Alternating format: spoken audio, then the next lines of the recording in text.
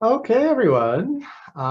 So this was intended to be an optional session this time for students that have yet to set up MITT email, and as well to give you kind of an overview about some of the technology platforms that you're going to be using.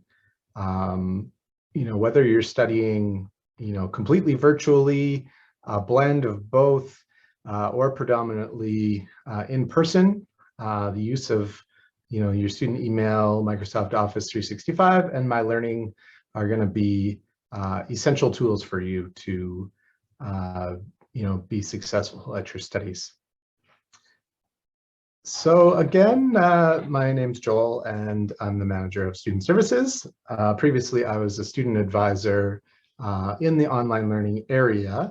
So I developed these presentations, and I'm going to kind of continue on, helping at orientation this way, and to sort of set this up for you.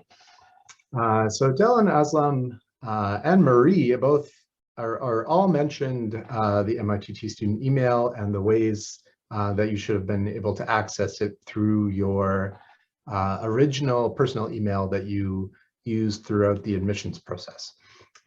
So we'll talk a little bit about that. We're going to talk about the learning management system that we use called My Learning, how you get in and use that, how it looks, how it works.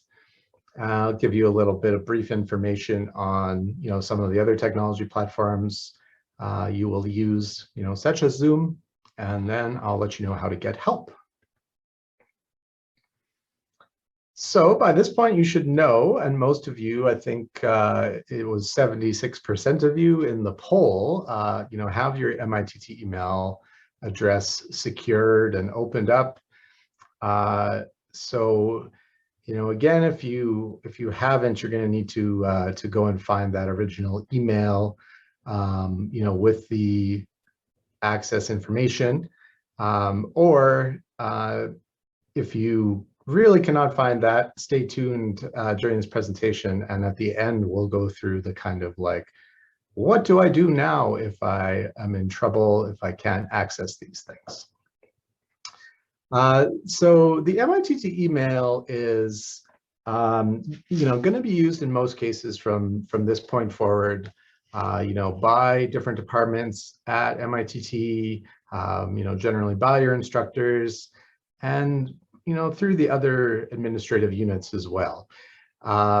It's not perfect. There are still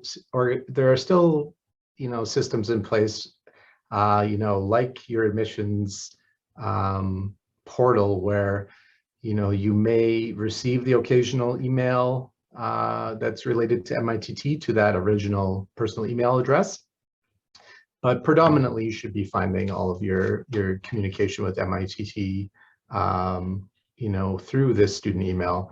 And when you want to make official questions, comments, official processes with MITT, we ask that you use your student email as much as possible, because it really helps us, verify your identity. If you use a random email address and we really don't know, what student it is, then you're certainly not going to be able to access, confidential information and things like that that are specific to you. So logging on to the student email, you will probably already have seen that it's a Microsoft login. This is just because Microsoft is sort of the manager of the MITT email system.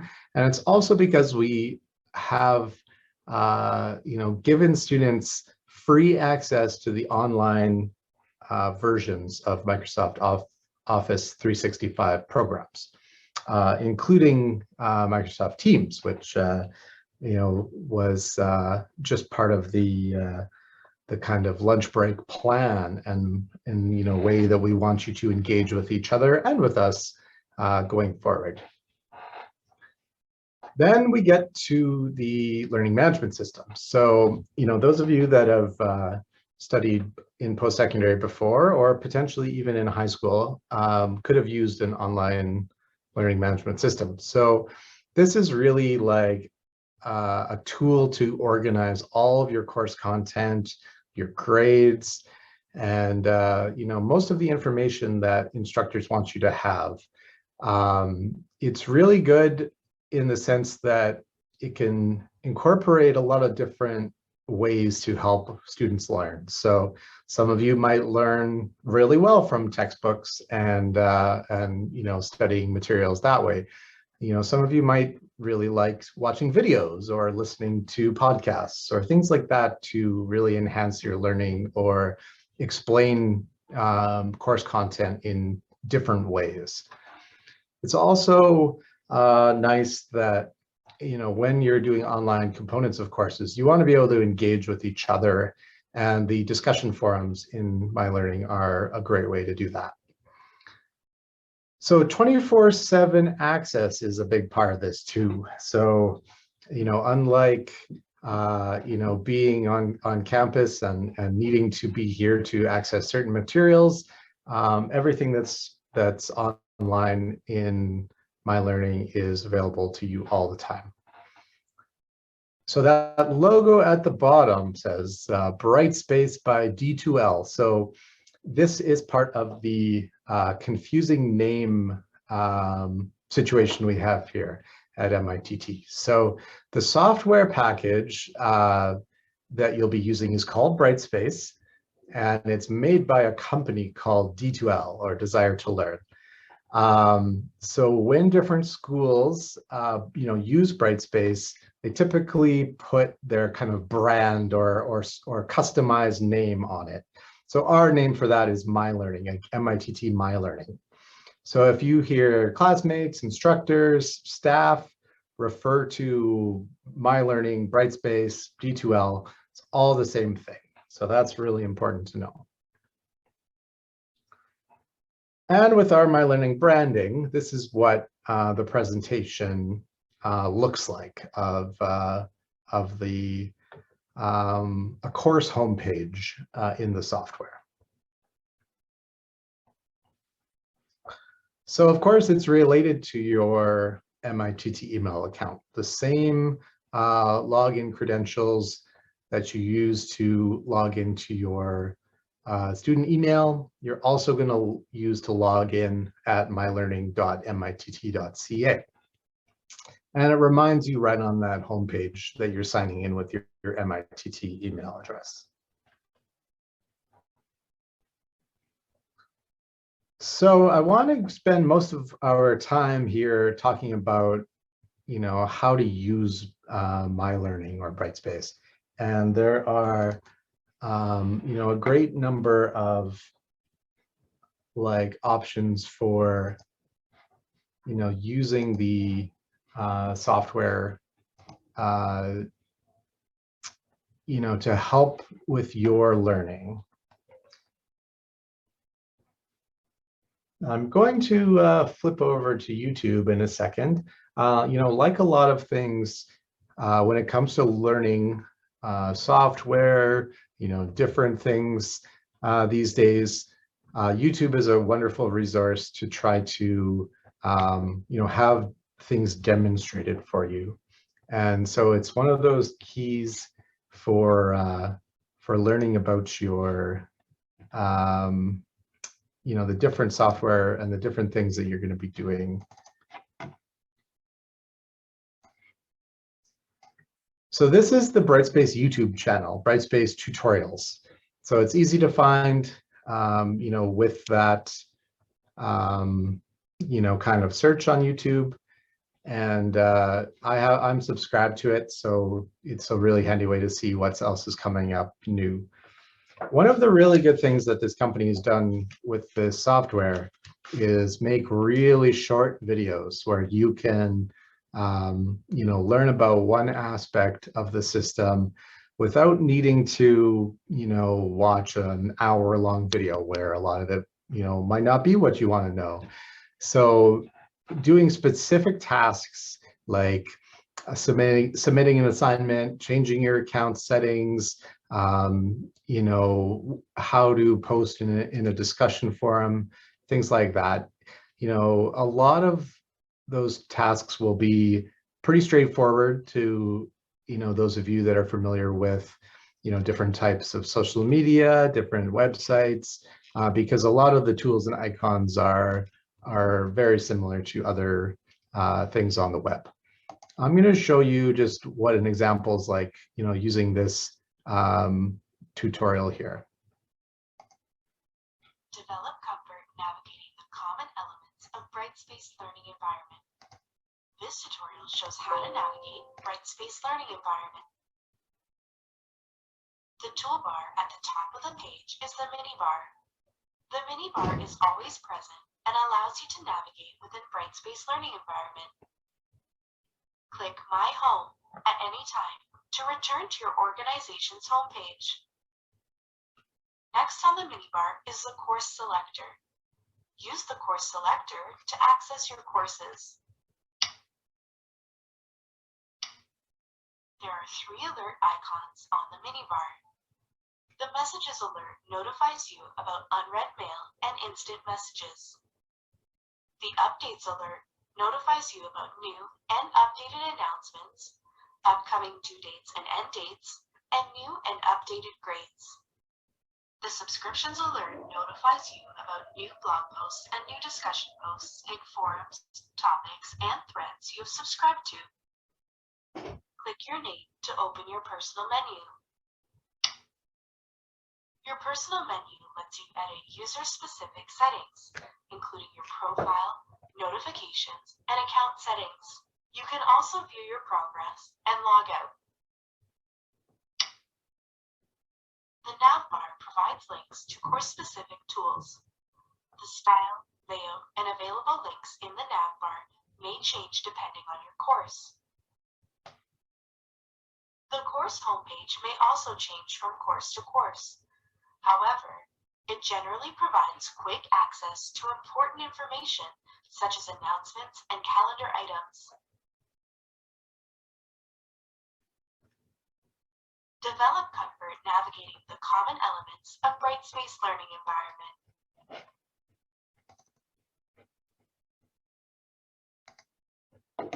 So as you can see, it's kind of straight to the point when it comes to, what it wants you to know out of that, short video time. You don't have to worry too much about, the exact terms for what each section is called, the nav bar, the mini bar, things like that.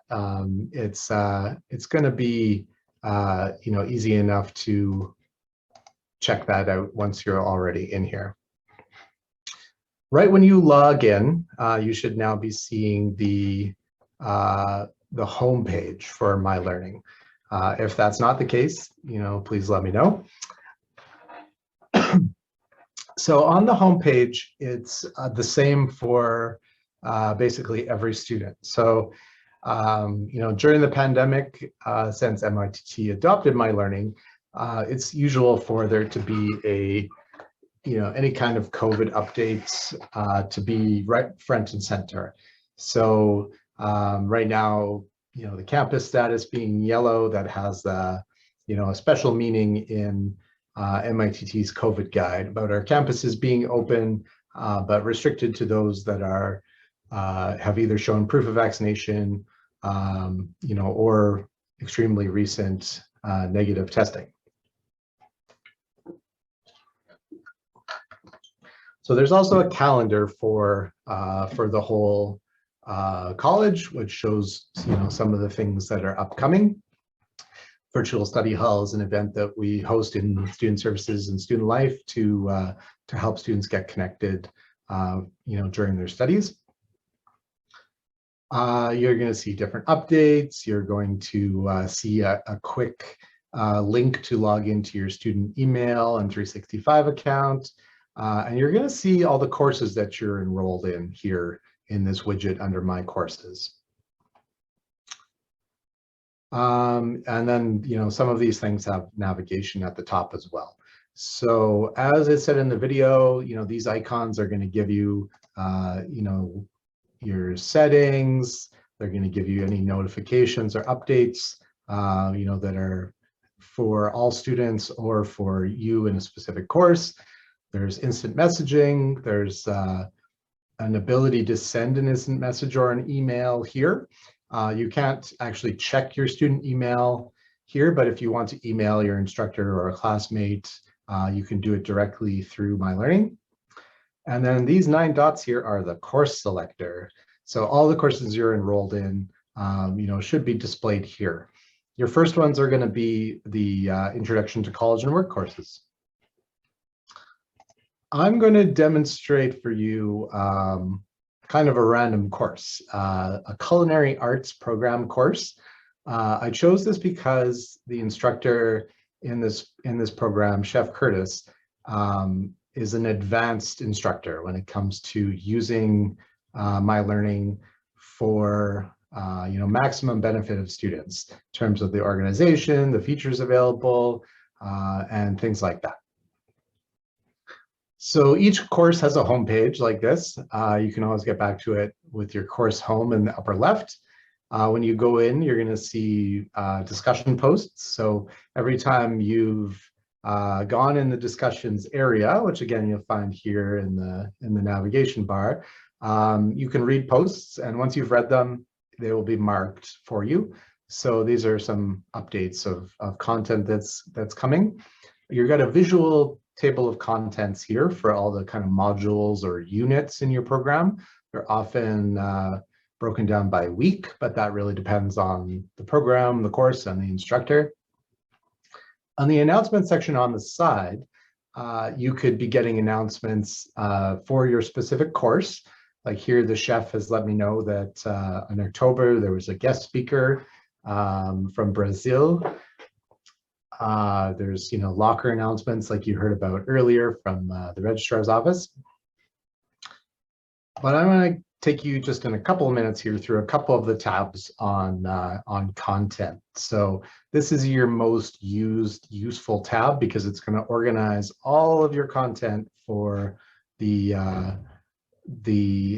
whole course here. So as you can see, there might be videos that you can see, reminders of readings that you need to do in the textbook. Culinary arts is one of those courses that really lends itself well to videos, right? Because you can see the food, you can see the methods of preparation and things like that. So following along with your schedule and your units and things there. But then you can go over to your assignments. So you can look at all of the assignments for the entire course. There are quite a few areas here. You can see, everything that will be upcoming in your course, whether you're in culinary arts or not, it'll be obviously specific to your course. And you can see your status. So did I do that assignment or not? Have I submitted it? And then if you have, you're going to see what your score is and, the evaluation status is where your instructor is at with that. There's another place to find your grades and your assignments, and that's under grades. So here it'll show you, a real-time breakdown of all of the grades that you've received, how much those assignments count towards the final grade in your course, and of course what grade or how many points you received on that assignment. So it really kind of takes you through everything. Here, for example, in this course, there's every day of the course, there's a grade that you can receive for participation and applying and demonstrating your skills. So this one has a lot of grades. Some courses may only have 5 assessments for the whole course. The discussion forums I mentioned, you may be familiar with from other websites. This also may be a place where assignments happen. So an assignment may be to work on a particular project and to record a video of yourself or write a small blog post, discussion post. It may be commenting on other students' assignments and helping evaluate. This is where you're going to find all those kinds of pieces of content. So I'll stop there. There's lots to discover just around as you evaluate through this. Quizzes might be for marks, they might just be for practice, things like that. So I could spend all day going through this, but I just wanted to give you an introduction on this side of things.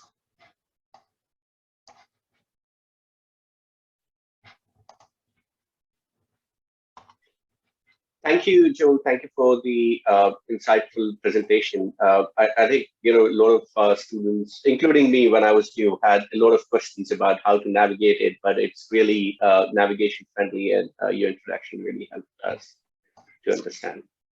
Yeah, I just need to jump back to my presentation to finish off the my learning part. So. Sure. I can, oh, there, I'll stop share and I can jump back.